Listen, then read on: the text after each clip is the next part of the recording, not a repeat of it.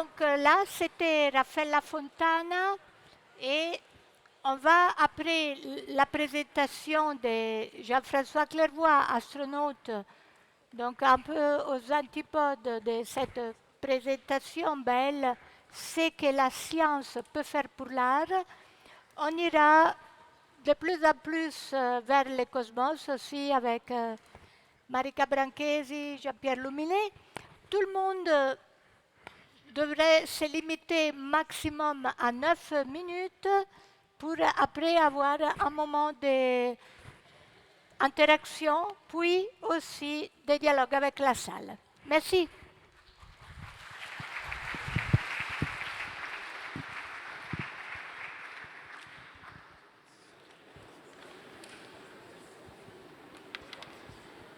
Bon, allô, ça.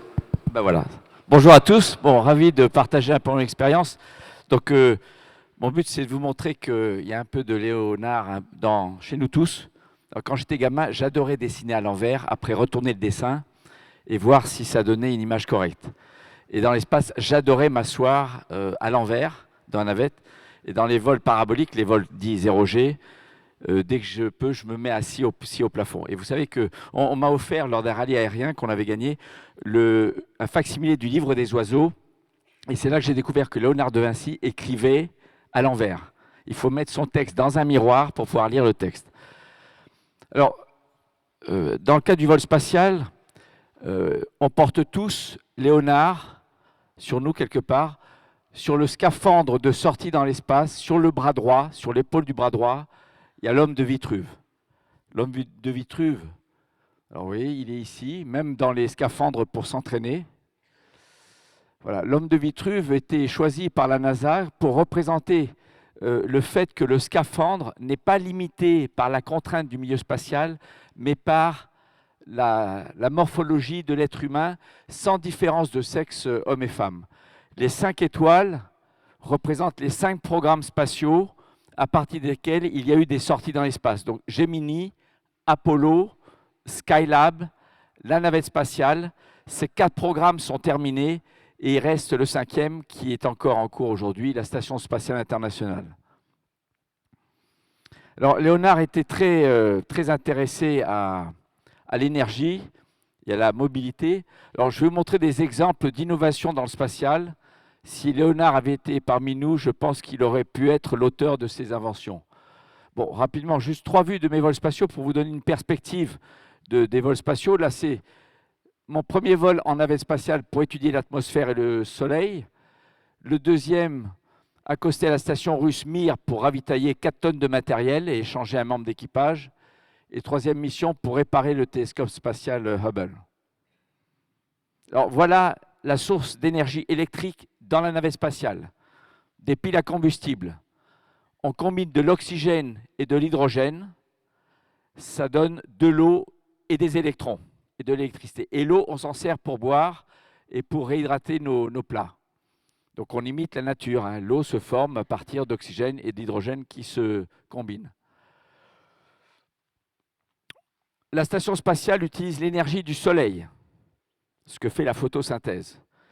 La station spatiale n'a pas de pile à combustible, mais depuis 20 ans qu'elle est habitée en continu, presque 20 ans, on utilise exclusivement l'énergie du Soleil. Donc on a 80 kW disponibles par les panneaux solaires. Et lorsqu'on est très loin du Soleil, eh bien là, on utilise un phénomène naturel, mais qui n'est pas très propre, mais qui est utile si on le confine bien. On utilise la désintégration naturelle du plutonium 238 et on a de l'énergie électrique pour des décennies.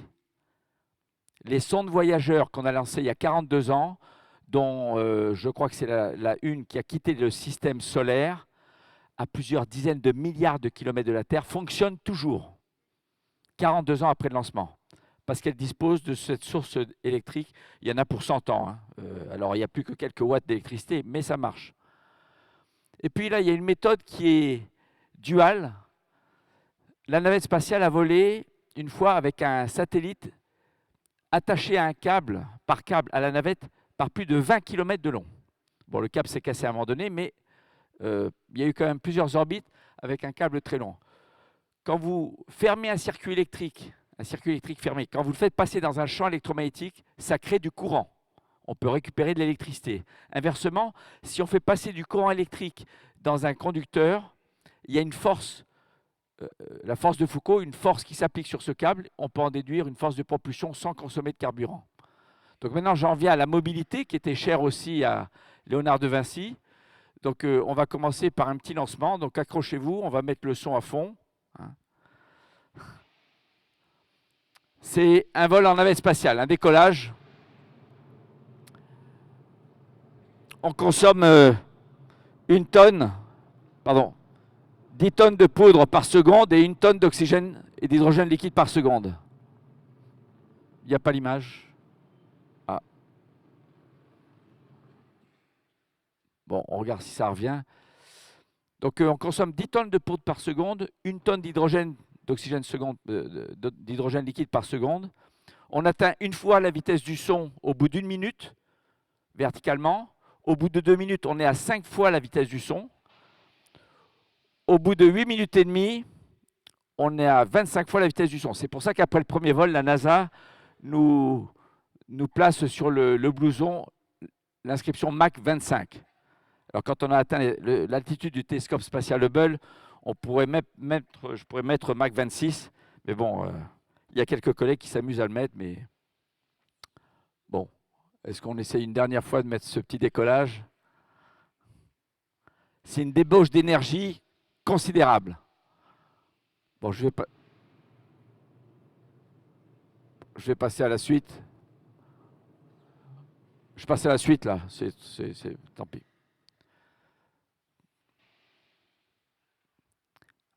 Une autre forme de propulsion. Alors ici, on a le directeur scientifique de ce programme.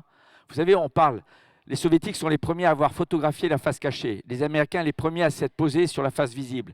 Les Chinois, les premiers à s'être posés sur la face cachée. Mais les Européens ont les records du carburant minimum utilisé pour atteindre la Lune. On n'a utilisé que 70 kg de xénon pour atteindre la Lune.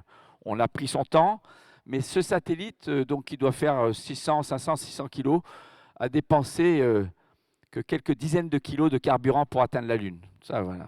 Léonard de Vinci aurait peut-être pensé à cette idée grâce au moteur à plasma. Alors, on peut utiliser aussi la pression photonique. Voilà, ça a été validé. C'est la pression. Alors, il faut être assez proche du Soleil. Et ça a déjà été testé avec succès dans l'espace. Bon, maintenant, je vous montre la mobilité sur la Lune. Donc, c'est Charlie Duke qui a volé en apesanteur avec moi vendredi dernier.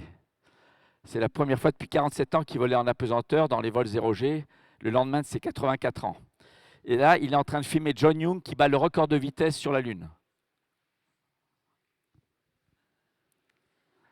Voilà, c'est une voiture électrique. Elle est encore sur la Lune. Hein. Si un jour vous allez sur la Lune, vous pouvez la récupérer.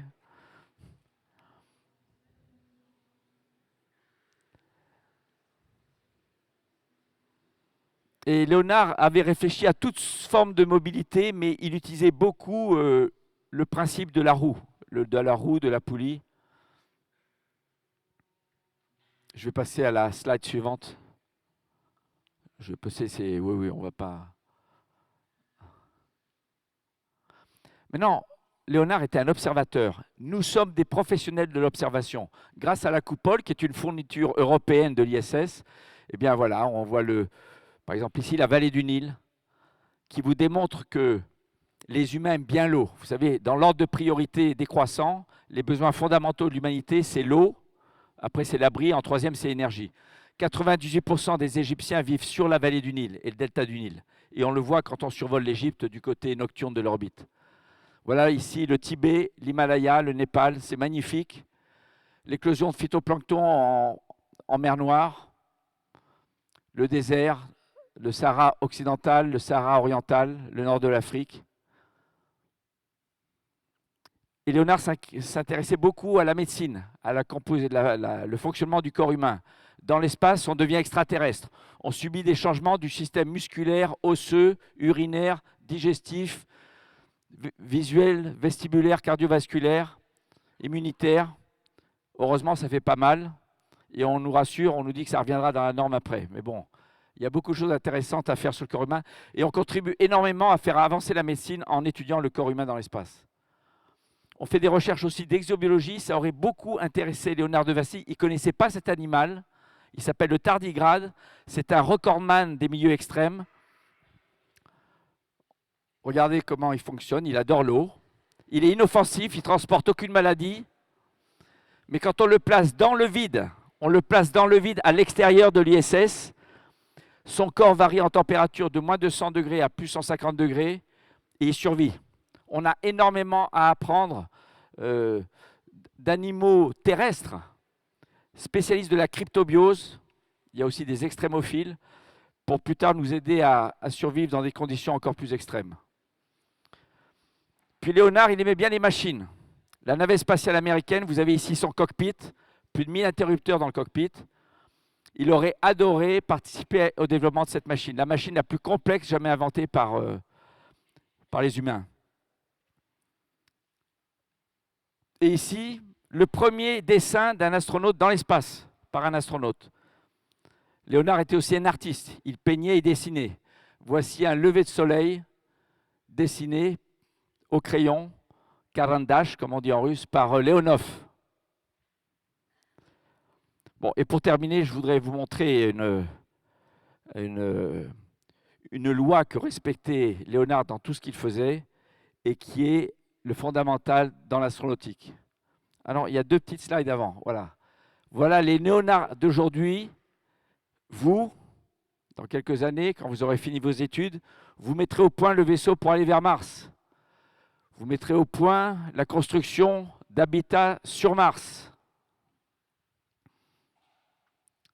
Et puis peut-être que dans 100 ans, 200 ans, vous mettrez au point l'ascenseur spatial. C'est un sujet très sérieux, c'est le sujet de doctorat d'astronautique tous les ans, en particulier au Japon, en Europe. Il nous manque le matériau. Il faut observer la nature pour mettre au point le matériau. Si on pouvait, à l'échelle de cet ascenseur spatial, extrapoler le matériau qu'invente le ver à soie, on saurait faire. Mais aujourd'hui, c'est qu'au niveau microscopique qu'on arrive à fabriquer le matériau qu'il faudra à l'échelle macroscopique pour construire cet ascenseur. Alors, c'est un tank ou c'est une soucoupe volante?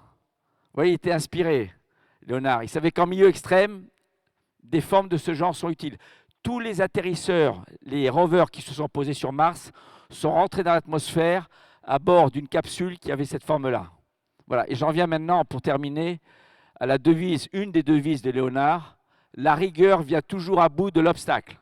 Si vous êtes rigoureux, vous réussirez toujours à vaincre l'obstacle et à réussir les projets les plus difficiles. Je vous remercie pour votre attention. Voilà.